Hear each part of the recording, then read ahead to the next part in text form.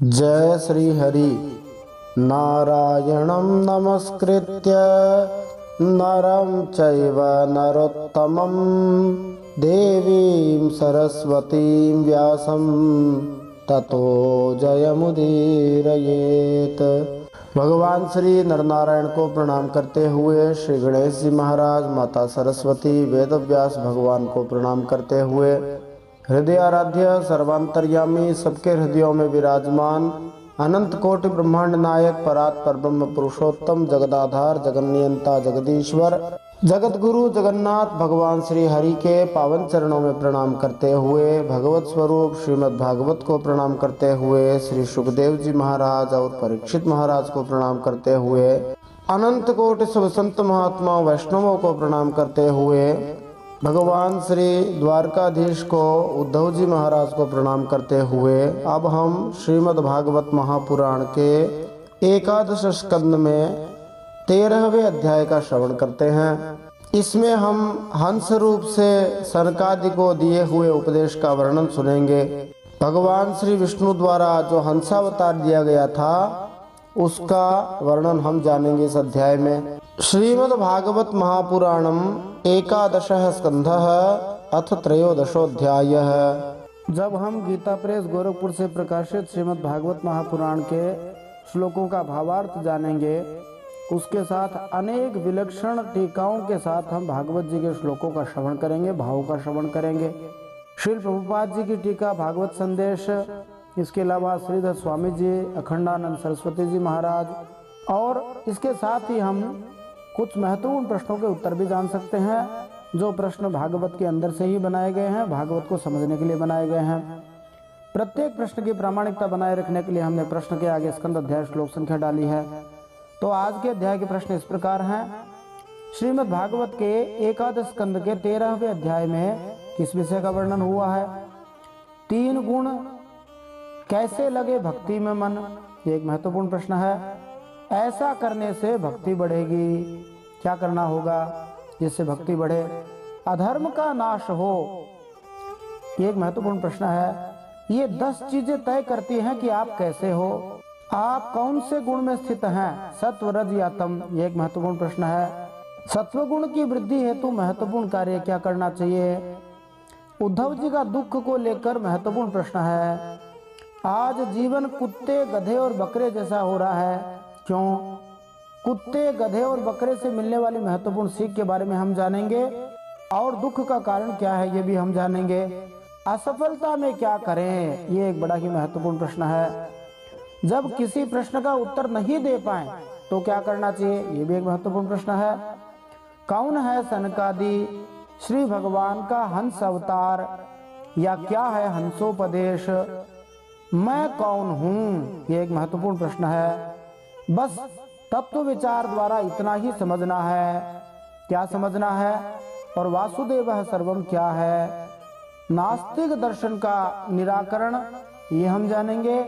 मन और विषयों को कैसे अलग करें, जगत कैसा है, और अंतिम 23वां प्रश्न, सिद्ध, महात्मा और शराबी एक जैसे हैं कैसे? आइए इन सब प्रश्नों के उत्तर जानने के लिए मूल श्रीमद् भागवत में प्रवेश करते हैं। एकादश स्कंद 13वें अध्याय का श्रवण करते हैं। श्री भगवान उवाच सत्वं रजस्तम इति गुणा बुद्धेर्न चात्मनः सत्त्वे नान्यतमो हन्यात् सत्वं सत्त्वेन चैव हि। भगवान श्री कृष्ण उद्धव जी से कहते हैं, प्रिय उद्धव, सत्व, रज और तम, ये तीनों गुण बुद्धि अर्थात प्रकृति के गुण हैं, आत्मा के गुण नहीं हैं। सत्व गुण के द्वारा रजोगुण और तमोगुण, इन 2 गुणों पर विजय प्राप्त कर लेनी चाहिए। फिर सत्व गुण की शांत वृत्ति के द्वारा उसकी दया आदि वृत्तियों को भी शांत कर देना चाहिए। इसका तात्पर्य ये है कि भौतिक जगत में सत्व गुण कभी शुद्ध रूप में नहीं रहता, इसलिए यह सामान्य ज्ञान है कि भौतिक स्तर पर कोई भी व्यक्ति निजी स्वार्थ के बिना कार्य नहीं कर सकता। भौतिक जगत में सत्व सदैव कुछ न कुछ रजो तथा तमोगुण से मिश्रित रहता है, जबकि आध्यात्मिक या विशुद्ध सत्व गुण पूर्णता के मुक्त पद को बताता है। भौतिक रूप से मनुष्य ईमानदार तथा दयालु होने पर गर्वित रहता है कि हम तो बड़े ईमानदार हैं, बड़े दयालु हैं, किंतु पूर्ण रूपेण हरिभक्त हुए बिना मनुष्य ऐसा सत्य बोलता है जो अंततः महत्वपूर्ण नहीं होता, और वह ऐसी दया दिखलाता है जो अंततः बेकार होती है। चूंकि भौतिक कालक्रम से सारी स्थितियां तथा व्यक्ति भौतिक मंच से हटते जाते हैं, अतएव हमारी तथाकथित दया तथा सत्य ऐसी स्थितियों पर लागू होते हैं जो ज्यादा काल तक विद्यमान नहीं रहेंगे। वास्तविक सत्य शाश्वत होता है, और असली दया का अर्थ ये है कि लोगों को नित्य सत्य पर अवस्थित करना। फिर भी सामान्य व्यक्ति के लिए भौतिक सत्व का अनुशीलन करना हरि भावना के मार्ग में प्रारंभिक अवस्था हो सकती है। उदाहरण के लिए श्रीमद् भागवत महापुराण के 10वें स्कंद में कहा गया है कि जो व्यक्ति मांस खाने का आदी है वह भगवान श्री कृष्ण की लीलाओं को नहीं समझ सकता, किंतु सत्वगुण के अनुशीलन से मनुष्य शाकाहारी बन सकता है और फिर शायद कृष्ण भावनामृत की दिव्य विधि को समझने के स्तर पर आ सकता है।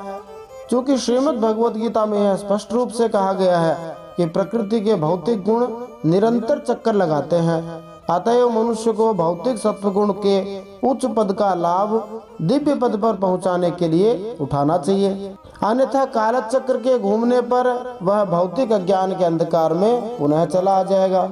फिर भगवान कहते हैं कि भक्ति में मन कैसे लगे, ये बड़ी महत्वपूर्ण बात कहते हैं। सत्वात् धर्मो भवेद वृद्धात् पुंसो मद भक्ति लक्षणः सात्विकोपासया सत्वं ततो धर्मः प्रवर्तते। भगवान श्री कृष्ण कहते हैं जब सत्वगुण की वृद्धि होती है तभी जीव को मेरे भक्ति रूप स्वधर्म की प्राप्ति होती है। निरंतर सात्विक वस्तुओं का सेवन करने से ही सत्वगुण की वृद्धि होती है और तब मेरे भक्ति रूप स्वधर्म में प्रवृत्ति होने लग जाती है।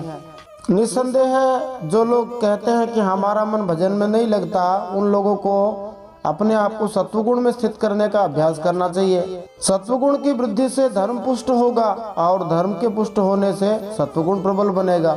इस तरह मनुष्य आध्यात्मिक सुख में और ज्यादा उन्नति करता चला जाता है। धर्मो रजस्तमो हन्यात् सत्व वृद्धिरनुत्तमः आशु नश्यति तन्मूलो यधर्म उभये हते। जिस धर्म के पालन से सत्वगुण की वृद्धि हो वही सबसे श्रेष्ठ धर्म है। वह धर्म रजोगुण और तमोगुण को नष्ट कर देता है। जब वे दोनों नष्ट हो जाते हैं तब उन्हीं के कारण होने वाला अधर्म भी जल्दी ही नष्ट हो जाता है, क्योंकि कारण नष्ट हो गया तो कार्य नष्ट हो जाएगा। फिर बताते हैं 10 ऐसी वस्तुएं हैं जो किसी व्यक्ति को सात्विक या रजोगुण में स्थित करती हैं। आगमोपह प्रजादेशः कालः कर्म च जन्म च ध्यानं मंत्रोऽथ संस्कारो दशैते गुण हेतवः। 10 वस्तुएं शास्त्र, जल, प्रजा लोग, देश, समय, कर्म, जन्म, ध्यान, मंत्र और संस्कार, ये 10 वस्तुएं हैं। ये 10 वस्तुएं यदि सात्विक हो तो सत्वगुण की वृद्धि होगी, और यदि राजसिक हो तो रजोगुण की वृद्धि होगी, और तामसिक हो तो तमोगुण की वृद्धि करती हैं। इसका तात्पर्य ये है कि ऊपर जो 10 वस्तुएं गिनाई गई हैं उनमें उत्तम और अधम गुण रहते हैं, इसलिए उनकी पहचान सत्व, रज और तम के रूप में की गई है। सात्विक शास्त्र है, शुद्ध जल, सात्विक व्यक्तियों से मित्रता, इन सब का चुनाव करके सत्वगुण में वृद्धि की जा सकती है। मनुष्य को चाहिए कि इन 10 वस्तुओं में से किसी भी एक ऐसी वस्तु से बचे जो प्रकृति के किसी निम्न गुण द्वारा दूषित हो। देखो, शास्त्र पढ़ना हो तो उपन्यास और कथा कहानी नहीं पढ़नी चाहिए, क्योंकि वे तत्व का वर्णन नहीं करते। विरक्त को कार्य निरूपक शास्त्र का अध्ययन नहीं करना चाहिए, कारण निरूपक शास्त्र का अध्ययन करना चाहिए कि कारण क्या है, क्योंकि कारण दृष्टि आने पर ही वैराग्य होगा। कार्य दृष्टि आ जाएगी तो राग द्वेष हो जाएगा। इसी प्रकार आप जल कैसा पीते हैं, गंगा जल पीते हैं या बोतल का पानी पीते हैं, इसका ख्याल करना चाहिए। आप रहते कैसे कैसे लोगों में हैं, आस्तिक लोगों में रहते हैं या नास्तिकों में रहते हैं, इस बात का ध्यान रखना आवश्यक है। ऐसे ही आपके रहने का स्थान कैसा है, उसमें धर्म के संस्कार है या वह कसाई का घर है यह विचार भी रखना चाहिए। समय का ध्यान रखना भी आवश्यक है। कर्म संस्कार के लिए हम क्या करते हैं इस पर दृष्टि रखनी चाहिए। जन्म का संस्कार गुरु दीक्षा आदि के द्वारा करना चाहिए। इसी प्रकार ध्यान के द्वारा ज्ञान उत्पन्न करना चाहिए, उत्तम मंत्र का जप करना चाहिए और अच्छे अच्छे संस्कार धारण करने चाहिए। इन्हीं 10 बातों से मनुष्य के जीवन में गुणों की वृद्धि होती है। अब वस्तु विवेक कैसे करें, कौन सी वस्तु सात्विक है, राजस है, तामस है, इसके बारे में एक सरल सी परिभाषा भगवान श्री कृष्ण उद्धव जी को बताते हैं। तत्तत् सात्विकमेवैषां यद् यद् वृद्धाः प्रचक्षते निन्दन्ति तामसं तत्तद् राजसं तदुपेक्षितम्। इन तीनों गुणों में से शास्त्रज्ञ महात्मा जिन गुणों की प्रशंसा करते हैं वे सात्विक गुण हैं, और जिनकी निंदा करते हैं वे तामसिक गुण हैं, और जिनकी निंदा भी नहीं करते, प्रशंसा भी नहीं करते, उपेक्षा कर देते हैं, मन न्यूट्रल रहते हैं, निग्लेक्ट कर देते हैं, वे वस्तुएं राजसिक कहलाती हैं। सात्विकान्येव सेवेत पुमान् सत्व विवृद्धये ततो धर्मस्ततो ज्ञानम यावत् स्मृतिरपोहनम। जब तक अपने आत्मा का साक्षात्कार तथा स्थूल सूक्ष्म शरीर और उनके कारण तीनों गुणों की निवृत्ति न हो जाए तब तक मनुष्य को चाहिए कि सत्वगुण की वृद्धि के लिए सात्विक शास्त्र आदि का ही सेवन करे, क्योंकि उससे धर्म की वृद्धि होती है और धर्म की वृद्धि से अंतःकरण शुद्ध होकर आत्म तत्व का ज्ञान होता है। इसका तात्पर्य है कि जो व्यक्ति सत्वगुण का अनुशीलन करना चाहता है उसे निम्नलिखित बातों पर विचार करना चाहिए। ऐसे शास्त्रों का अध्ययन करना चाहिए जो मनमाने चिंतन और भौतिक इंद्रिय तृप्ति से विरक्ति की शिक्षा देते हैं, न कि भौतिक अज्ञान बढ़ाने वाले अनुष्ठानों तथा मंत्रों की शिक्षा देने वाले शास्त्रों का अध्ययन करना चाहिए। ऐसे भौतिकवादी शास्त्र भगवान पर ध्यान न देने के कारण मूलतः नास्तिक होते हैं। मनुष्य को अपनी प्यास बुझाने तथा शरीर को स्वच्छ रखने के लिए शुद्ध जल ग्रहण करना चाहिए। भक्त को सुगंधित जल, इत्र, शराब इत्यादि का प्रयोग करने की आवश्यकता नहीं है, क्योंकि ये सभी जल के प्रदूषित रूप हैं। भक्त को तो ऐसे व्यक्तियों की संगति करनी चाहिए जो भौतिक जगत से विरक्ति का अनुशीलन करते हैं, न कि उन व्यक्तियों से जिनके चरित्र पापमय हो या जो भौतिकवादी आसक्ति में जकड़े हों। उस भक्त को तो एकांत स्थान में रहना चाहिए जहाँ वैष्णवों के बीच भक्ति का अभ्यास हो और वहाँ भक्ति की ही चर्चा की जाती हो। उसे व्यस्त हाईवेज, दुकानों, खेल के स्थानों, इन सब के प्रति तत्क्षण आकृष्ट नहीं हो जाना चाहिए। और जहाँ तक टाइम मैनेजमेंट की बात है तो बहुत जल्दी सुबह 4 बजे उठना चाहिए। शुभ ब्राह्म मुहूर्त का उपयोग हरिभक्ति में अग्रसर होने में करना आवश्यक है। इसी तरह उसे अर्धरात्रि जैसे समय के पापमय प्रभाव से बचना चाहिए, जिसमें भूत प्रेतों तथा असुरों को सक्रिय रहने के लिए प्रोत्साहन मिलता है। जहाँ तक कर्म का संबंध है, मनुष्य को अपने नियत कर्म करने चाहिए, आध्यात्मिक जीवन के विधि विधानों का पालन करना चाहिए और अपनी सारी शक्ति पुण्य कर्मों में लगानी चाहिए। समय को बेकार करके या भौतिक कार्यों में नहीं गंवाना चाहिए, जिनकी आधुनिक समाज में भरमार है। लोग बैठ करके आराम से ताश पत्ती खेलते रहते हैं, क्रिकेट देखते रहते हैं, परंतु भजन करने के नाम पर समय नहीं। उस भक्त को प्रामाणिक गुरु से दीक्षा रूपी दूसरा जन्म लेकर हरिनाम का उच्चारण सीखकर सतोगुणी जीवन बिताना चाहिए। उसे किसी राजसी अथवा तामसी अवैध यौगिक या धार्मिक संप्रदाय में दीक्षा नहीं लेनी चाहिए, बल्कि भगवान का ध्यान समस्त यज्ञों के भोक्ता के रूप में उस भक्त को करना चाहिए। इसी तरह उसे महान भक्तों तथा संत महात्माओं के जीवनों का अध्ययन करना चाहिए। उसे कामुक स्त्रियों तथा ईर्ष्यालु मनुष्यों का ध्यान नहीं करना चाहिए। जहाँ तक मंत्रों की बात है, यद्यपि अनेक मंत्र हैं, परंतु बहुत सारे मंत्रों में बहुत प्रकार की बाधाएं हैं, बहुत सारे नियम हैं, परंतु श्री चैतन्य महाप्रभु का उदाहरण सामने रखकर हरि नाम का, हरे कृष्ण मंत्र का कीर्तन करना चाहिए। भगवान श्री विष्णु का जो भी नाम अच्छा लगे उस नाम का कीर्तन जब कर सकते हैं, करना चाहिए। ऐसे भक्त को अन्य गीत, काव्य या माया की प्रशंसा वाले मंत्रों का कीर्तन नहीं करना चाहिए। फिल्मी गाने गुनगुनाएंगे तो वही ध्यान में रहेंगे। उसे अपनी आत्मा को शुद्ध करने के लिए संस्कार संपन्न करना चाहिए, न कि अपने परिवार को भौतिक आशीर्वाद प्राप्त कराने के लिए करना चाहिए। तो जो व्यक्ति सत्वगुण को बढ़ाता है वह निश्चय ही धर्म में स्थिर हो जाता है और उसमें स्वतः ज्ञान का उदय भी हो जाता है।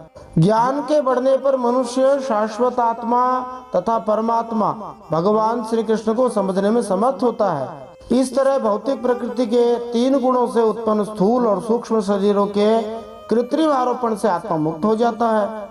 आध्यात्मिक ज्ञान जीव को आच्छादित करने वाली भौतिक उपाधियों को भस्म कर देता है और तब मनुष्य का असली शाश्वत जीवन आरंभ होता है। वेणु संघर्षजो वह्निर दग्ध्वा शाम्यति तद्वनम् एवं गुण व्यत्ययजो देहः शाम्यति तत्क्रियः।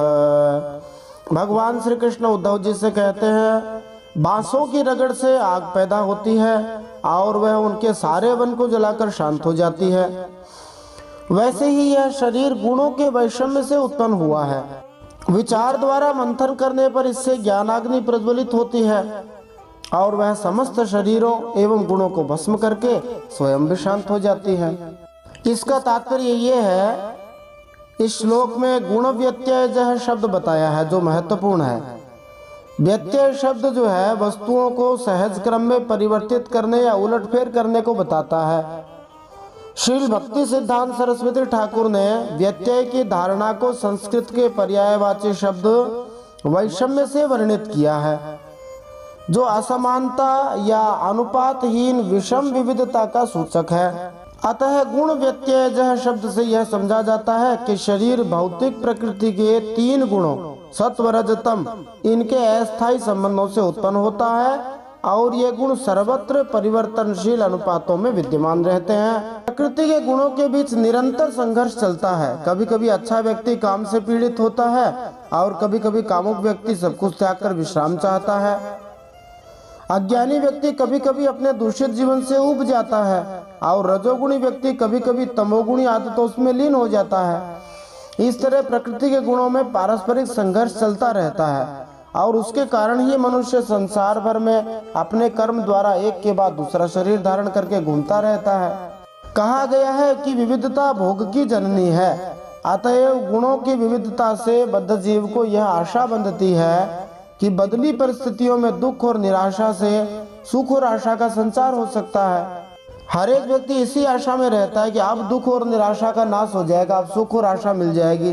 किंतु यदि किसी को सापेक्ष सुख मिल भी जाए तो तुरंत ही वह भौतिक गुणों के अनिवार्य प्रवाह के द्वारा विचलित कर दिया जाएगा। अब उद्धव जी एक प्रश्न पूछते हैं। श्री उद्धव उवाच विदन्ति मर्त्या प्रायेण विषयान् पदमापदाम् तथापि भुञ्जते कृष्ण तत्कथं श्वखराजवत्। उद्धव जी ने पूछा, हे भगवान, प्रायः सभी मनुष्य इस बात को जानते हैं कि विषय विपत्तियों के घर है, फिर भी वे जीव कुत्ते, गधे और बकरे के समान दुख सहन करके भी उन्हीं को ही भोगते रहते हैं। इसका क्या कारण है? उद्धव जी ने उदाहरण अच्छे दिए हैं, प्रश्न भी अच्छा पूछा है। इसका तात्पर्य में हम जानते हैं कि भौतिक जगत में भोग की मानक विधियां हैं, या तो यौन संबंध या धन और मिथ्या प्रतिष्ठा। इतना धन, इतना बड़ा पद प्राप्त कर लिया, ये सब बहुत ही कष्ट के बाद प्राप्त होती हैं और अंत में समाप्त हो जाती हैं। भौतिक जीवन में व्यस्त व्यक्ति वर्तमान अवधि में दुख पाता है और उसके पास निरंतर चलने वाले जन्म मृत्यु के चक्र में केवल अंधकार में भविष्य रह जाता है। अतः मनुष्य जो इन वस्तुओं को देख चुके हैं और उन्हें जानते हैं, वे किस प्रकार से जीवन का भोग कुत्तों, गधों और बकरों की तरह करते हैं। प्रायः कुत्ता संभोग की इच्छा से कुतिया के पास जाता है, किंतु हो सकता है कि कुतिया आकृष्ट न हो और वह दांत दिखाकर उसे काटने दौड़ती है, तो भी वह किंचित संभोग के लिए उसके पीछे लगा रहता है। इसी तरह कुत्ता बहुधा ऐसे स्थान से भोजन चुराने चला जाता है जहाँ वह जानता है कि उसे नहीं जाना चाहिए और जहाँ कुत्ते की पिटाई हो सकती है या उसे गाली मिल सकती है या गोली मारी जा सकती है। गधा गधी के प्रति अत्यधिक आकृष्ट रहता है, किंतु प्रायः गधी उसे दुलत्ती मारती है। इसी तरह गधे का मालिक थोड़ी सी घास देगा जितनी बेचारा गधा कहीं से भी प्राप्त कर सकता है मुफ्त में। ऊपर से उस गधे पर भारी बोझा लादता है। बकरा प्रायः वध करने के लिए पाला जाता है और वधशाला में लाए जाने पर भी वह बकरी के साथ यौन सुख प्राप्त करने का निर्लज्जता से प्रयास करता है। इस तरह गोली मार दिए जाए, चाहे काट दिया जाए, चाहे मार दिया जाए या वध किए जाए, ऐसी आशंका के बाद भी पशु अपनी मूर्खतापूर्ण इंद्रिय तृप्ति में लगे रहते हैं। भला कोई शिक्षित व्यक्ति इस तरह का गर्हित जीवन बिताना चाहेगा जिसमें पशुओं जैसा ही फल प्राप्त होना है? यदि सत्वगुण के अनुशीलन से मनुष्य का जीवन सुख, प्रबुद्धता तथा भावी अच्छे फल से परिपूर्ण हो तो कोई रजोगुण तथा तमोगुणों का अनुशीलन क्यों करना चाहेगा? यही उद्धव जी का प्रश्न है। पता तो है कि सबको सत्वगुण में स्थित रहना चाहिए, फिर जीव रजोगुण तमोगुण की ओर क्यों भाग जाता है? ये प्रश्न पूछ रहे हैं। जब पता है कि संसारी वस्तुओं से बहुत दुख होता है, फिर उनमें क्यों फंस जाते हैं? तब श्री भगवान उत्तर देते हैं।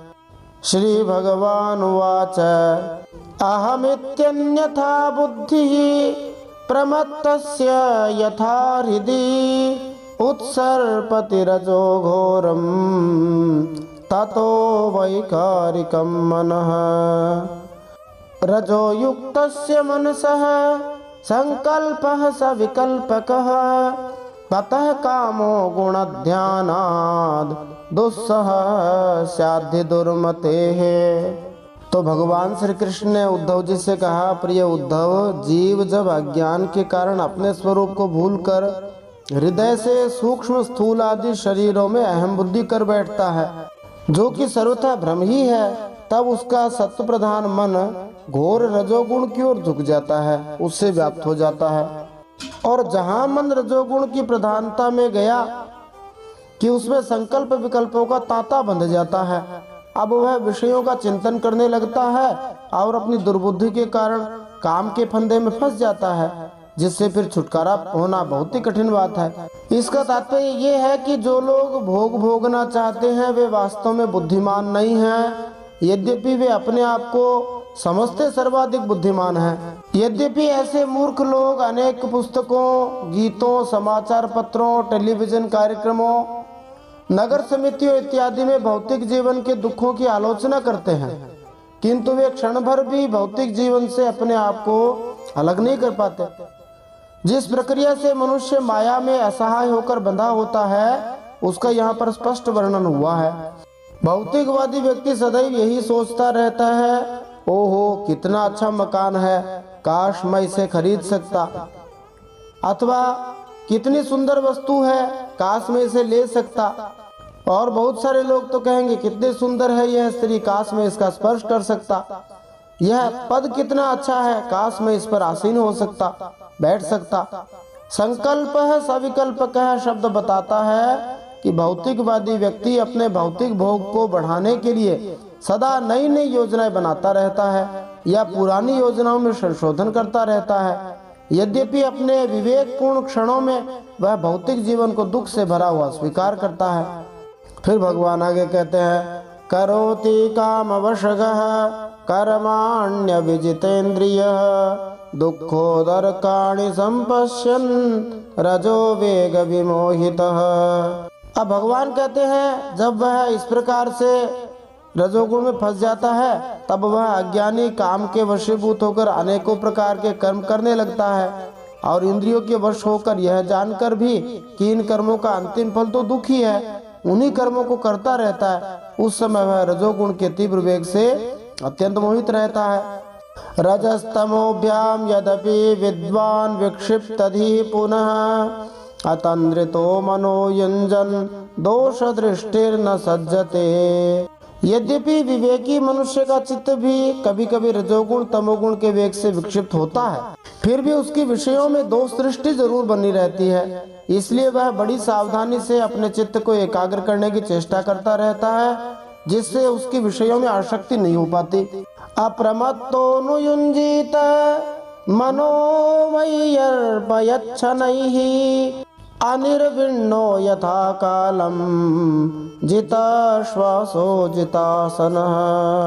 साधक को चाहिए कि आसन और प्राणवायु पर विजय प्राप्त करके अपने शक्ति और समय के अनुसार बड़ी सावधानी से धीरे धीरे मुझ में मन लगावे, और इस प्रकार अभ्यास करते समय अपनी असफलता देखकर बिल्कुल भी उबे नहीं, बल्कि और भी उत्साह से उसमें जुड़ जाए। एतावान योग आदिष्टो मच्छिष्य सनकादिभिः सर्वतो मन आकृष्य मय्यधावेश्यते यथा। भगवान कहते हैं, प्रिय उद्धव, मेरे शिष्य सनकादि परमर्षियों ने योग का यही स्वरूप बताया है कि साधक अपने मन को सब ओर से खींचकर विराट आदि में नहीं, साक्षात मुझ में ही पूर्ण रूप से लगा दे। जो प्रश्न किया था उसका एक शब्द में उत्तर दिया जाए, एक वाक्य में उत्तर दिया जाए सटीक, तो वो यही है कि मन को भगवान में लगाना चाहिए। जिस भाव में मन रहेगा उसी भाव के अनुसार हमारी क्रियाएं होगी। तो जो लोग ये शिकायत करते हैं कि हमारा मन भजन में नहीं लगता, उन लोगों को अपने मन को सत्वगुण में स्थित करने का अभ्यास करना चाहिए।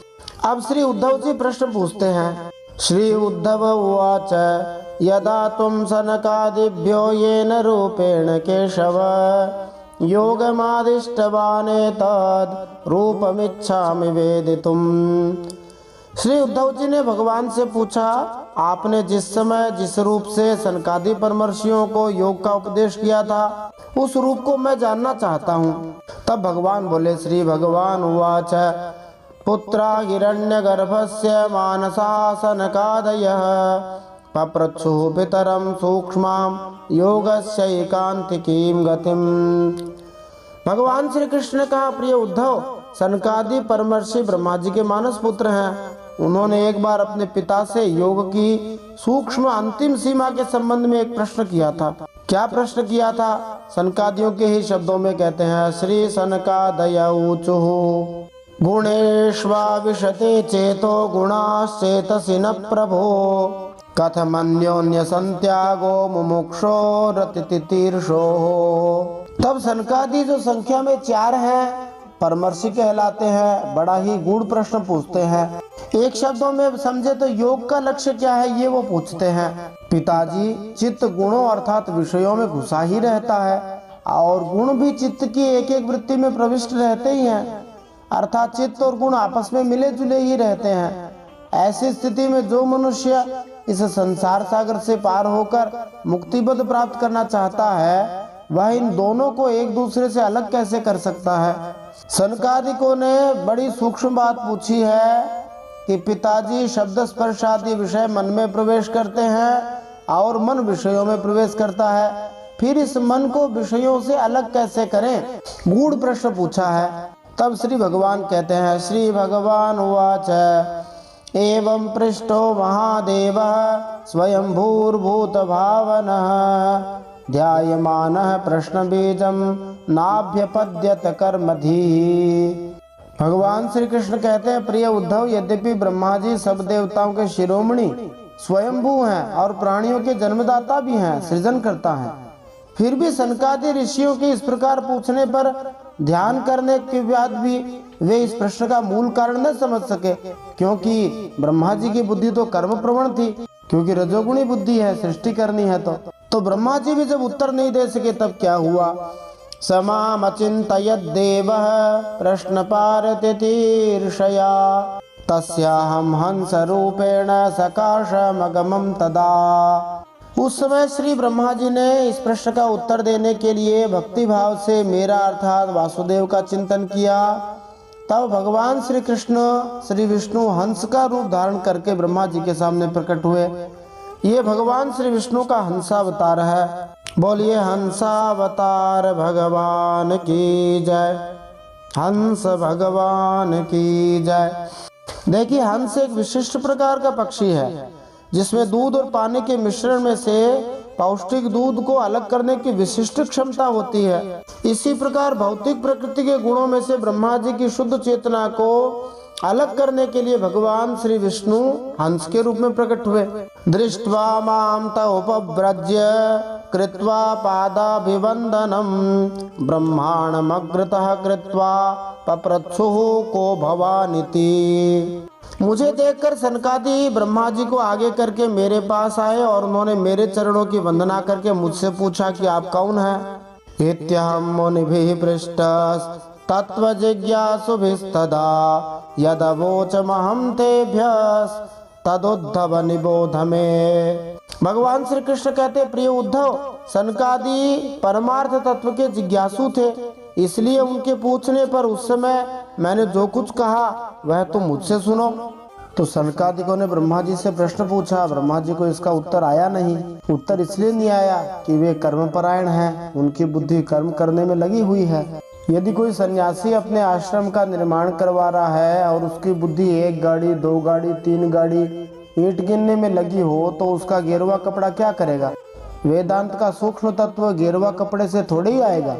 ब्रह्मा जी भी यही तो गिनते हैं कि इस जीव के पूर्व कर्म कैसे हैं, इसका अंतःकरण कैसा है, इसको शरीर कैसा देना चाहिए। शरीर देना माने ईंट पत्थर गिनना, इसलिए वे ध्यान करने पर भी उत्तर न दे सके। देखो, बेटों के पूछे हुए प्रश्न का उत्तर पिता न दे सके तो उसके लिए बहुत ही शर्म की बात हो जाती है। यहाँ यही हुआ, इसलिए ब्रह्मा जी ने मेरा अर्थात भगवान श्री विष्णु का चिंतन किया। अब भगवान यहाँ से गूढ़ उत्तर आरंभ करते हैं। प्रश्न भी गूढ़ है तो उत्तर भी गूढ़ होगा। वस्तुनो यद्य नानात्व मात्मनः प्रश्न ईदृशः कथम घटे तवो विप्रा वक्तुर्वा में का आश्रयः। भगवान ने कहा, ब्राह्मणों, यदि परमार्थ रूप वस्तु नानात्व से सर्वथा रहित है, तब आत्मा के संबंध में आप लोगों का ऐसा प्रश्न कैसे युक्ति संगत हो सकता है? अथवा मैं यदि उत्तर देने के लिए बोलूं भी तो किस जाति, किस गुण, किस क्रिया और संबंध का आश्रय लेकर उत्तर दूं? प्रश्न गूढ़ है, उत्तर भी गूढ़ है। आइए इसका तात्पर्य समझते हैं। आश्रय का अर्थ है आधार का स्थान या शरण। भगवान श्री कृष्ण के इस प्रश्न का कि हमारा वास्तविक आश्रय या शरण क्या है, ये अर्थ है कि हमारी आखिरी प्रकृति या स्वाभाविक वैधानिक स्थिति क्या है।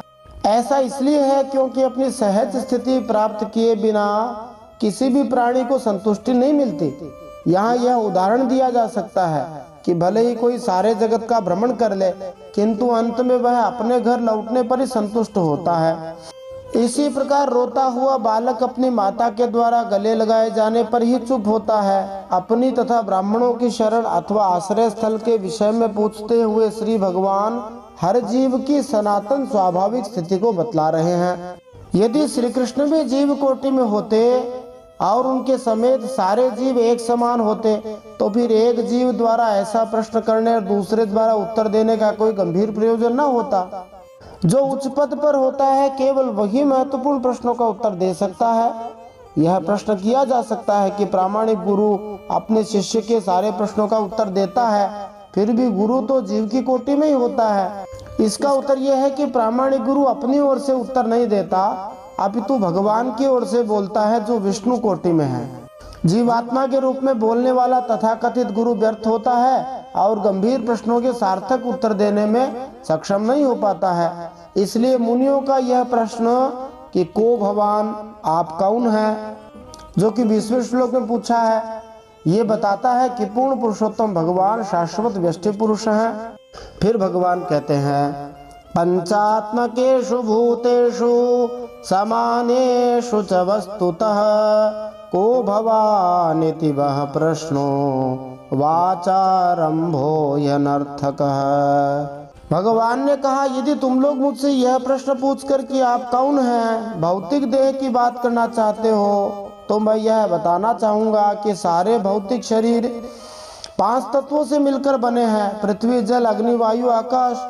इसलिए तुम लोगों को इस प्रकार प्रश्न पूछना चाहिए था कि आप 5 कौन हैं। यदि तुम लोग यह मानते हो कि सारे भौतिक शरीर एक समान तत्वों से बने हैं और इसलिए वे अंततः एक ही है, तो भी तुम्हारा प्रश्न निरर्थक है, क्योंकि एक शरीर से दूसरे शरीर में भेद करने में कोई गंभीर प्रयोजन नहीं है।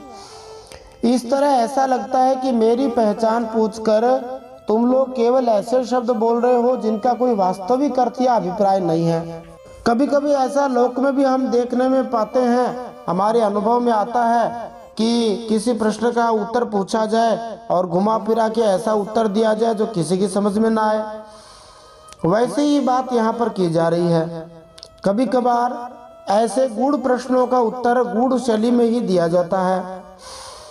जिस प्रकार यदि किसी साधारण व्यक्ति को क्वांटम फिजिक्स या कंप्यूटर की, मोबाइल की उच्च श्रेणी की कोई बात समझ में ना आए, कोई परमाणु यंत्र की बात समझ में ना आए, तो उसका उत्तर भले ही सरल हो, लेकिन वो उस व्यक्ति के समझ में नहीं आएगा। श्री भगवान की कृपा से हम इसको समझने का प्रयास करते हैं। भगवान एक महत्वपूर्ण बात कहते हैं, मनसा वचसा दृष्ट्या गृह्यते न्यैरपीन्द्रियैः अहमेव न मत्तोऽन्य दितिबोध्यध्वमंजसा। भगवान ने कहा, देखो, मन से, वाणी से, दृष्टि से तथा अन्य इंद्रियों से भी जो कुछ ग्रहण किया जाता है, जो कुछ हमारी समझ में आता है, वह सब मैं ही हूँ, मुझसे अलग और कुछ नहीं है। यह सिद्धांत आप लोग तत्व विचार के द्वारा समझ लीजिए। आइए हम इसके भाव को जानते हैं। आधुनिक नास्तिक दार्शनिक यह प्रचार करते हैं कि ईश्वर ने इस जगत की सृष्टि की और फिर छुट्टी ले ली या चले गए। उनके अनुसार ईश्वर का इस जगत से कोई ठोस संबंध नहीं है, न कि वे मानवीय व्यापारों में हस्तक्षेप करते हैं। वे यह दावा करते हैं कि अंततः ईश्वर इतने महान है कि उन्हें जाना नहीं जा सकता, इसलिए ईश्वर को समझने में किसी को समय नहीं गंवाना चाहिए। ऐसे मूर्खतापूर्ण विचारों का खंडन करने के लिए ही यहाँ पर श्री भगवान बतलाते हैं कि प्रत्येक वस्तु उनकी शक्ति का अंश है, इसलिए वे किसी वस्तु से भिन्न नहीं है। भगवान से पृथक होकर कोई वस्तु विद्यमान नहीं रह सकती। इस तरह प्रत्येक वस्तु श्री भगवान की प्रकृति में हाथ बटाती है। यद्यपि कुछ वस्तुएं श्रेष्ठ होती है, कुछ निकृष्ट होती हैं। श्री भगवान मुनियों के प्रश्नों में विरोधाभासों की ओर संकेत करके मुनियों की बुद्धि की परीक्षा कर रहे हैं। यदि श्री भगवान सर्वोच्च हो तो भी वे अपनी सृष्टि से अलग नहीं हैं, इसलिए आपको न इस प्रश्न का कोई अर्थ नहीं है। हम स्पष्ट देख सकते हैं कि श्री भगवान आध्यात्मिक ज्ञान की गंभीर विवेचना के लिए मार्ग प्रशस्त कर रहे हैं। फिर भगवान कहते हैं, गुणेष्वाविशते चेतो गुणाश्चेतसि प्रजाः जीवस्य देह उभयं गुणाश्चेतो मदात्मनः। भगवान कहते, पुत्रो, यह चित्त चिंतन करते करते विषयाकार हो जाता है और विषय चित्त में प्रविष्ट हो जाता है। यह बात सत्य है, तथापि विषय और चित्त ये दोनों ही मेरे स्वरूपभूत जीव के देह हैं, उपाधि है, अर्थात आत्मा का चित्त और विषय के साथ कोई संबंध ही नहीं है। गुणेषु च विषच्चित्तमभीक्ष्णं गुण सेवया गुणाश्च चित्त प्रभवा मद्रूप उभयं त्यजेत। भगवान कहते हैं, इसलिए बार बार विषयों का सेवन करते रहने से जो चित्त विषयों में आसक्त हो गया है और विषय भी चित्त में प्रविष्ट हो गए हैं, इन दोनों को अपने वास्तविक से अभिन्न मुझ परमात्मा का साक्षात्कार करके त्याग देना चाहिए। इसका भाव ये है कि श्री भगवान यहाँ पुनः कहते हैं कि भौतिक मन को उसके विषयों से अलग कर पाना अत्यंत कठिन है, क्योंकि भौतिक मन अपने आप को मूल रूप से हर वस्तु का कर्ता और भोक्ता मानता है। किंतु यह समझ लेना होगा कि भौतिक मन को छोड़ने का अर्थ ये नहीं है कि सारे मानसिक कार्यकलाप छोड़ दिए जाएं।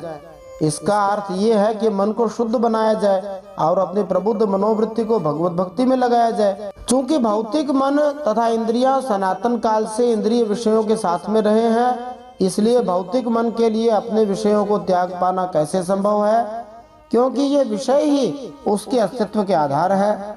इतना ही नहीं कि मन भौतिक वस्तु के पास पहुंच जाता है, बल्कि मन की इच्छाओं के कारण भौतिक वस्तुएं मन से बाहर नहीं रह सकती और प्रतिक्षण मन में प्रवेश करती रहती हैं। इस प्रकार मन तथा इंद्रिय विषयों के बीच अलगाव न तो संभव है, न ही इससे कुछ बात बनती है। जागृत स्वप्न सुषुप्तम च गुणतो बुद्धिवृत्तयः तासां विलक्षणो जीवः साक्षित्वेन विनिश्चितः। भगवान कहते हैं, तीन अवस्थाएं हैं, जागृत, स्वप्न और सुषुप्ति। ये तीनों अवस्थाएं सत्वादी गुणों के अनुसार होती हैं और बुद्धि की वृत्तियां हैं, सच्चिदानंद का स्वभाव नहीं है। इन वृत्तियों का साक्षी होने के कारण जीव इनसे विलक्षण है। यह सिद्धांत श्रुति, युक्ति और अनुभूति से युक्त है। इसका तात्पर्य यह है कि आत्मा को भौतिक जगत से कोई सरोकार नहीं होता, कुछ लेना देना नहीं होता शरीर से, उसका इससे कोई स्थायी या प्राकृतिक संबंध में नहीं होता। असली वैराग्य का अर्थ है सूक्ष्म तथा स्थूल पदार्थ से भ्रामक पहचान का परित्याग करना। सुषुप्तम सूचक है स्वप्न या चेतन कार्यकलाप से रहित नींद का। इन तीन अवस्थाओं का वर्णन श्री भगवान ने इस प्रकार किया है, भागवत में ही 25वें अध्याय में आगे करेंगे। सत्वात् जागरणम विद्यात् रजसा स्वप्नमादिशेत प्रस्वापम तमसा जंतोस्तुरीयम त्रिषु समततम।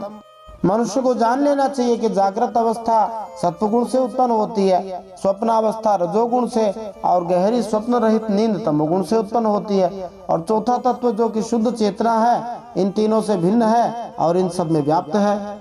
यर्हि संसृति बंधो य मात्मनो गुण वृत्तिदः मयि तुर्ये स्थितो जय्यात् त्यागस्तद्गुण चेतसाम। भगवान कहते हैं क्योंकि बुद्धि वृत्तियों के द्वारा होने वाला यह बंधन ही आत्मा में त्रिगुणमयी वृत्तियों का दान करता है, इसलिए तीनों अवस्थाओं से विलक्षण और उनमें अनुगत मुझ तुरीय तत्व में स्थित होकर इस बुद्धि के बंधन का परित्याग कर दे, तब विषय और चित्त दोनों का युगपत त्याग हो जाता है। और भगवान श्री कृष्ण उन विशिष्ट प्रश्नों का उत्तर देते हैं जिन्हें मुनियों ने आरंभ में ब्रह्मा जी के सामने रखा था। अंततः आत्मा को भौतिक इंद्रिय विषयों तथा प्रकृति के गुणों से कुछ भी लेना देना नहीं होता, लेकिन मनुष्य द्वारा भौतिक शरीर से अपनी झूठी पहचान बनाने के कारण ही प्रकृति के गुणों को मनुष्य को मोहमय कार्यों में लगाने के लिए शक्ति मिलती है। आत्मा पदार्थ के साथ इस झूठी पहचान को नष्ट करके प्रकृति के गुणों द्वारा प्रदत्त मोहमय वृत्तियों को त्याग देता है। इस श्लोक में स्पष्ट कहा गया है कि जीव को स्वतंत्र रूप से अपने आप को मोह से मुक्त करने की शक्ति प्रदान नहीं की गई है, अपितु तो उसे चाहिए कि वह श्री भगवान की पूर्ण चेतना में रहकर अपने आप को हरि भक्ति के पद पर ले जाए। अहंकार कृतम बंध मात्मनोर्थ विपर्ययम विद्वान निर्विद्य संसार चिंताम तुर्ये स्थितस्त्यजेत। भगवान कहते हैं यह बंधन अहंकार की ही रचना है और यही आत्मा के परिपूर्णतम सत्य, अखंड ज्ञान और परमानंद स्वरूप को छिपा देता है। इस बात को जानकर विरक्त हो जाए और अपने तीन अवस्थाओं से अनुगत तुरीय स्वरूप में होकर संसार की चिंता छोड़ दे। श्रीधर स्वामी जी ने इस श्लोक की टीका करी है जिसमें वे कहते हैं भौतिक संसार किस तरह से जीव का बंधन उत्पन्न करता है और ऐसे बंधन को कैसे त्यागा जा सकता है। यहाँ पर इसकी व्याख्या श्री भगवान ने अहंकार कृतम शब्द द्वारा की है। मिथ्या गर्व के कारण मनुष्य मोह के पास में बन जाता है। इस श्लोक में अर्थ विपर्यय शब्द सूचित करता है कि यद्यपि जीव आनंदमय जीवन, शाश्वतता तथा ज्ञान चाहता है, किंतु वह ऐसी विधियां अपनाता है जो उसके आनंदमय जीवन तथा शाश्वतता को आच्छादित करके उसे इनके सर्वथा विपरीत फल देती है। जीव मृत्यु या कष्ट नहीं चाहता, किंतु यही वास्तव में भौतिक संसार के फल है। इसलिए भौतिक संसार सभी व्यावहारिक कार्यों के लिए व्यर्थ है। बुद्धिमान मनुष्य को भौतिक जीवन के दुख पर विचार करना चाहिए और इस तरह दिव्य भगवान में स्थित होना चाहिए। संसार चिंताम शब्द को इस प्रकार समझा जा सकता है, संसार अर्थात भौतिक अस्तित्व सूचक है भौतिक बुद्धि का, क्योंकि भौतिक अस्तित्व जीव की भौतिक जगत के साथ मिथ्या बौद्धिक पहचान का प्रतिफल है। इस गलत पहचान के कारण ही मनुष्य संसार चिंताम से अभिभूत हो जाता है। मनुष्य को श्री भगवान में स्थित होना चाहिए और व्यर्थ की चिंता छोड़ देनी चाहिए। फिर भगवान आगे कहते हैं यावन्नानार्थधि पुंसो न निवर्तेत युक्तिभिः जागर्त्यपि स्वपन्नज्ञः स्वप्ने जागरणम यथा। भगवान कहते हैं जब तक मनुष्य की भिन्न भिन्न पदार्थों में सत्यत्व बुद्धि रहती है, अहम बुद्धि और मम बुद्धि रहती है, इन युक्तियों के द्वारा निवृत्त नहीं हो जाती, तब तक वह अज्ञानी यद्यपि जागता है फिर भी सोया हुआ सा रहता है। जैसे स्वप्नावस्था में जान पड़ता है कि मैं जाग रहा हूँ। इसका भाव ये है कि जो व्यक्ति हरि भक्ति में नहीं लगा है वो ये समझ नहीं सकता कि हर वस्तु भगवान के भीतर स्थित है, इसलिए उसके लिए इंद्रिय तृप्ति से विलग हो पाना असंभव होता है। वह मोक्ष की कोई विशेष विधि अपना सकता है और अपने आप को बचा हुआ मान सकता है, तो भी उसका भौतिक बंधन बना रहेगा और इस तरह वह भौतिक जगत से अपनी आसक्ति बनाए रखेगा। कभी कभी वह स्वप्न देखते समय कल्पना करता है कि वह स्वप्न से जग गया है और सामान्य चेतना का अनुभव कर रहा है। इसी तरह मनुष्य अपने आप को बचा हुआ सुरक्षित मान सकता है, किंतु यदि वह श्री भगवान की भक्ति का संदर्भ लिए बिना अच्छे बुरे के निर्णय में लीन रहना चाहता है तो वह पदार्थ के साथ झूठी पहचान से आच्छादित हुआ बद्धजीव माना जाता है। देखो, भगवान उद्धव जी से कहते हैं तुम्हारे सामने समस्या ये है कि विषय से मन को अलग कैसे करें। और हंस रूप भगवान जो है सनकादिकों से भी यही कहते हैं। इसका समाधान ये है कि मन और विषय दोनों को डालो मिट्टी में और तुम मेरे साथ मिल जाओ, मेरी गोद में आ जाओ। भगवान कहते हैं जब कोई बच्चा हाथ में खिलौना ले रखा हो, अपने माता पिता की गोद में बैठकर रो रहा हो, माता पिता उससे कहते हो कि बेटा ये खिलौना फेंक दे, हमारी गोद में बैठे रहो, वैसे ही परमात्मा कहते हैं कि अरे आत्मा, तू मन और विषय के खिलौनों को फेंक दे और मुझसे एक हो जा। तुम्हारा स्वरूप तभी तक है जब तक नानात्व की निवृत्ति नहीं हो जाती। फिर भगवान कहते हैं असत्वादात्मनोन्येषां भावानां तत्कृताभिधा गतयो हेतवश्चास्य मृषा स्वप्न दृशो यथा। भगवान कहते हैं आत्मा से अन्य शरीर आदि प्रतिमान नाम रूपात्मक प्रपंच का कुछ भी अस्तित्व नहीं है, इसलिए उनके कारण होने वाले वर्णाश्रम आदि भेद, स्वर्ग आदि फल और उनके कारणभूत कर्म, ये सब के सब इस आत्मा के लिए वैसे ही मिथ्या हैं जैसे स्वप्नदर्शी पुरुष के द्वारा देखे हुए सब के सब पदार्थ मिथ्या होते हैं। जैसे सपने के पदार्थ झूठे हैं, वैसे ही दृष्टांत दिया जा सकता है कि खरगोश सत्य है और एक खरगोश है उसके सींग है, वे भी सत्य हैं। किंतु यदि कोई खरगोश के सींगों की कल्पना करता है तो यह निश्चय ही मोही है, यद्यपि खरगोश के सींग स्वप्न में दिख सकते हैं। इसी तरह जीव भौतिक जगत के भीतर स्थायी संबंधों का सपना देखता है। हो सकता है कि कोई यह सपना देखे कि वह खीर खा रहा है, किंतु स्वप्न के इस राजसी भोजन का कोई पोषक मूल्य नहीं होता, उस खीर से उसे कोई शक्ति थोड़ी मिलने वाली है। फिर हंसरूप भगवान सनकादिकों को समझाते हैं। सुखदेव जी वसंत तिलका छंद में गाते हैं, अथवा भगवान हंस ही वसंत तिलका छंद में गाते हैं। मूल रूप में तो भगवान नारायण ही इस भागवत के वक्ता हैं। यो जागरे बहिरनु क्षण धर्मिणोत्थान भुंक्ते समस्त कर्णैर हृदि तत्सदृक्षान् स्वप्ने सुषुप्त उपसंहरते स एकः स्मृत्यन्वया त्रिगुणवृत्ति दृगिन्द्रियेशः। भगवान कहते हैं जो जागृत अवस्था में सभी इंद्रियों के द्वारा बाहर दिखने वाले संपूर्ण क्षणभंगुर पदार्थों को अनुभव करता है और स्वप्नावस्था में हृदय में ही जागृत में देखे हुए पदार्थों के समान ही वासना में विषयों का अनुभव करता है और सुषुप्ति अवस्था में उन सब विषयों को समेटकर उनके लय को भी अनुभव करता है, वह एक ही है।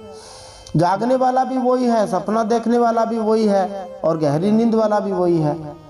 जागृत अवस्था की इंद्रिय, स्वप्नावस्था के मन और सुषुप्ति अवस्था की संस्कारवती बुद्धि का भी वही स्वामी है। माने जागते समय जो इंद्रिया अनुभव करती है, सपने में वही चीज मन अनुभव करता है और गहरी नींद में बुद्धि अनुभव करती है, परंतु इनका स्वामी एक ही है, क्योंकि वह त्रिगुण में तीनों अवस्थाओं का साक्षी है।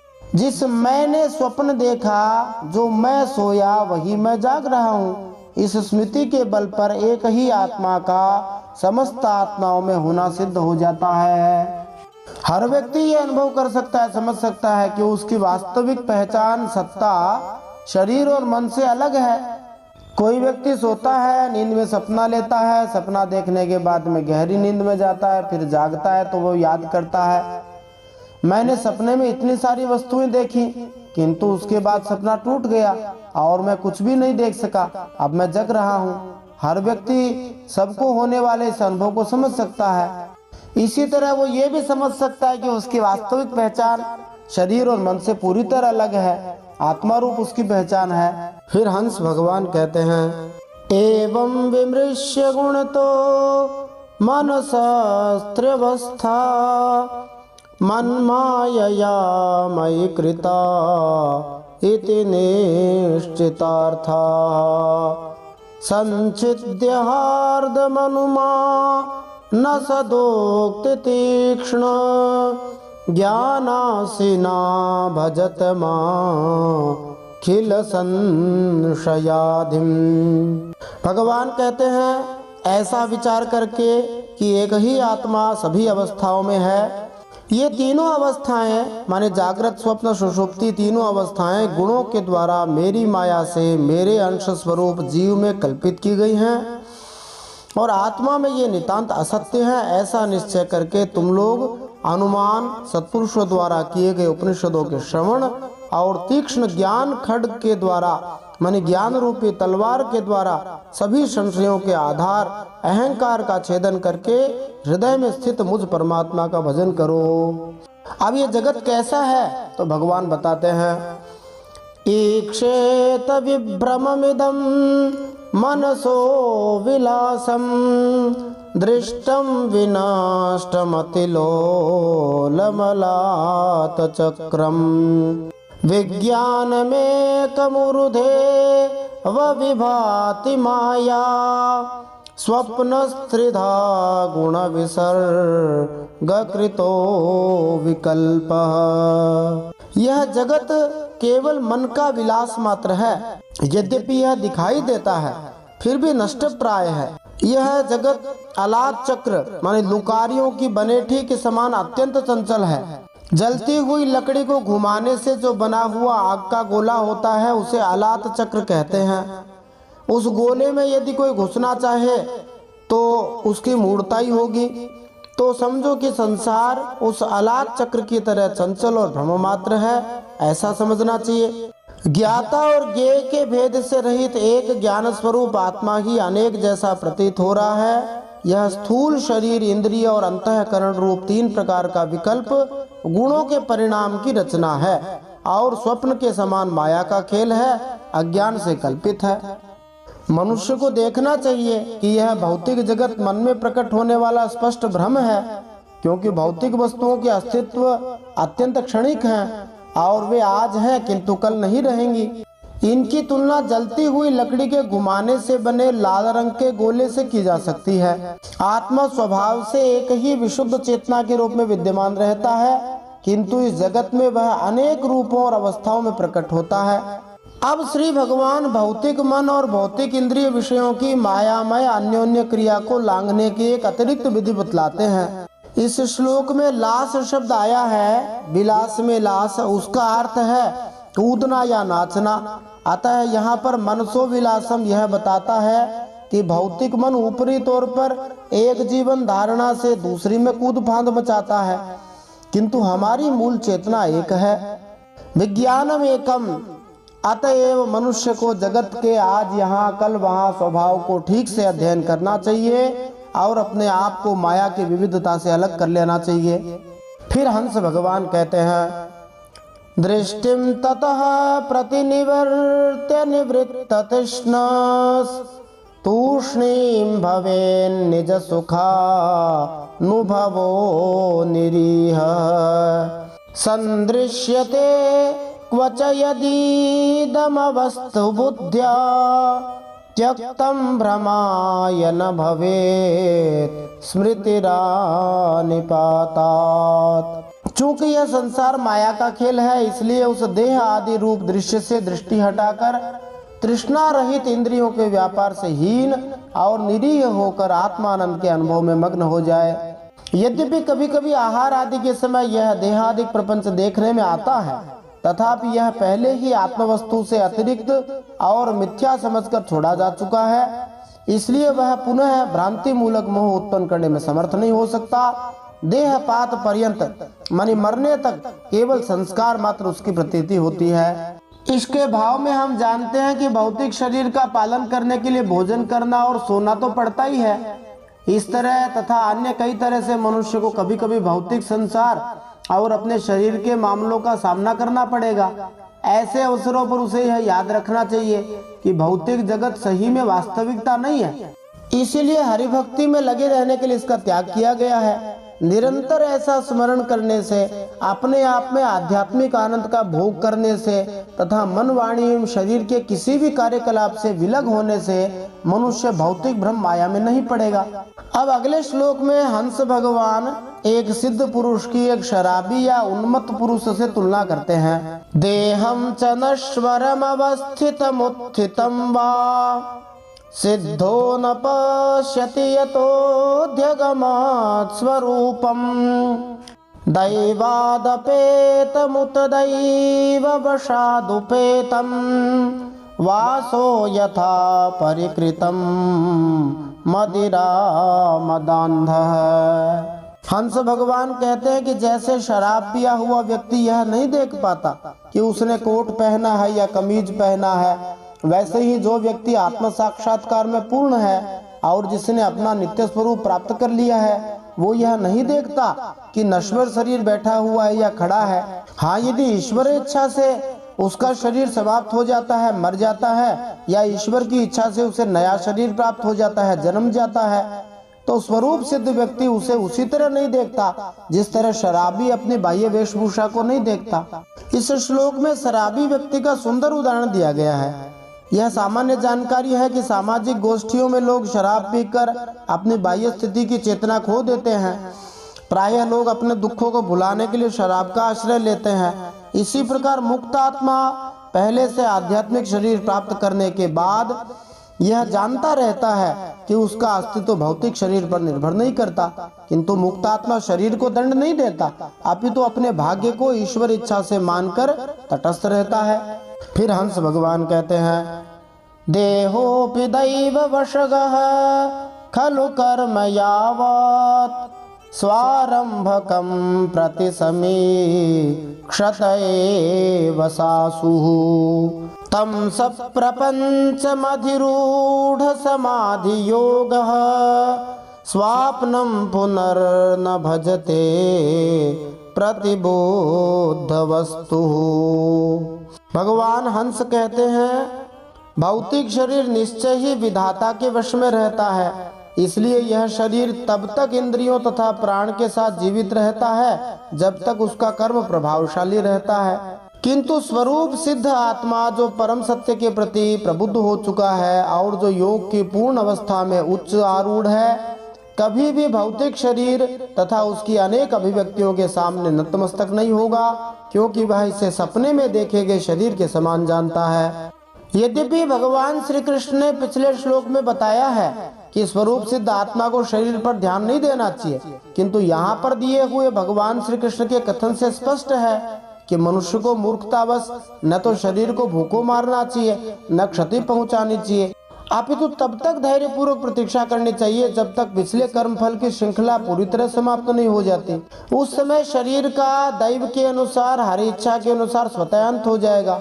तब एक संशय उठ सकता है, क्या यदि हरि भक्ति में लगा हुआ व्यक्ति शरीर के पालन में ठीक से ध्यान देता है तो उसमें फिर से आसक्त हो जाने का खतरा नहीं है? भगवान श्री कृष्ण यहाँ पर आश्वस्त करते हैं कि जो व्यक्ति भगवान श्री कृष्ण को वास्तविक वस्तु के रूप में समझकर हरि भक्ति में अत्यधिक उन्नत हो गया है, वह फिर से कभी भी भौतिक शरीर की मोहमयी पहचान के आगे नहीं झुकता, क्योंकि यह तो सपने में देखे हुए शरीर की तरह होता है। फिर आगे हंस भगवान कहते हैं, मयैतदुक्तं वो विप्रा गुह्यं यत् सांख्य योगयोः जानीतमागतं यज्ञं युष्मद्धर्म विवक्षया। हंस भगवान सनकादिकों से कहते हैं, हे ब्राह्मणों, अब मैं तुम लोगों से सांख्य का वह गोपनीय ज्ञान बतला चुका हूँ जिसके द्वारा मनुष्य पदार्थ तथा आत्मा में अंतर कर सकता है।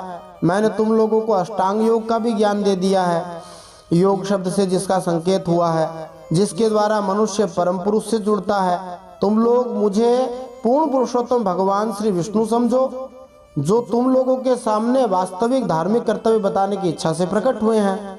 इसका तात्पर्य ये है कि ब्रह्मा जी के पुत्रों की श्रद्धा को बढ़ाने तथा अपनी शिक्षाओं की प्रतिष्ठा स्थापित करने के लिए अब भगवान श्री कृष्ण अपने आप को पूर्ण पुरुषोत्तम भगवान श्री विष्णु के रूप में घोषित करते हैं।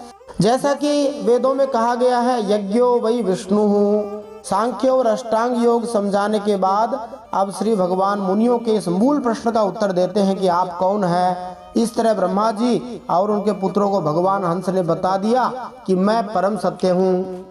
अब उत्तर दे रहे हैं कि मैं कौन हूँ। अहम योगस्य सांख्यस्य सत्यस्य रतस्य तेजसः परायणं द्विजश्रेष्ठाः श्रियः कीर्तेर्दमस्य च। भगवान हंस कहते हैं, हे विप्रवरो, मैं योग, सांख्य, सत्य और ऋत माने मधुर भाषण, वैसे सत्य और ऋत दोनों पर्याय पद हैं, परंतु सत्य का मतलब सत्य है, ऋत मतलब मधुर भाषण, मीठा बोलना, मीठा सत्य समझो। तेज, श्री, कीर्ति और दम माने इंद्रिय निग्रह, इन सब का परम गति, परम अधिष्ठान मैं ही हूँ।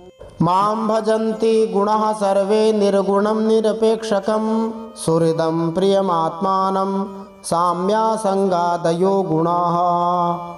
भगवान हंस कहते हैं, मैं सभी गुणों से रहित हूँ और किसी की अपेक्षा नहीं रखता, फिर भी साम्य असंगता आदि सभी गुण मेरा ही सेवन करते हैं, मुझ में ही प्रतिष्ठित हैं, क्योंकि मैं सबका हितैषी, सबका सुहृद हूँ, अकारण हित करने वाला हूँ, प्रियतम और आत्मा हूँ। सच पूछो तो उन्हें गुण कहना भी ठीक नहीं है, क्योंकि वे सत्वादि गुणों के परिणाम नहीं हैं और नित्य हैं।